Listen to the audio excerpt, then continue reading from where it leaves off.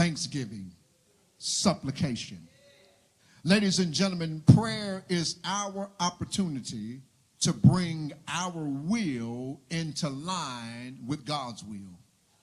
Prayer is our opportunity to display our trust in God. Prayer is simply speaking with God. Prayer is a privilege afforded to us by God. Prayer restores relationship with God. Prayer is better than complaining. Prayer is dependence on God.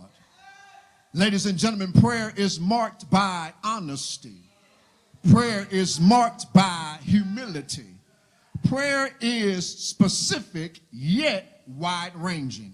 In other words, you may be asking God for something specific, but while at the same time you're asking him for something bigger than your specificity. Prayer is not an escape mechanism.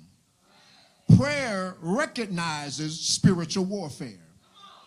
Prayer binds us with other believers. Ladies and gentlemen, you ought to pray with confidence. You ought to pray with respect and sincerity towards God.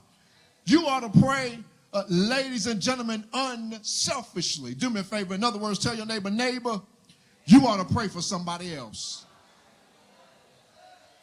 Jesus in Matthew chapter 6, verses 9 through 13, he models for us what prayer is. He lets us know that prayer is personal. Because in Matthew chapter 6, verse 9 through 13, he says, Our Father, which art in heaven, hallowed be thy name. Lets us know that prayer is positional.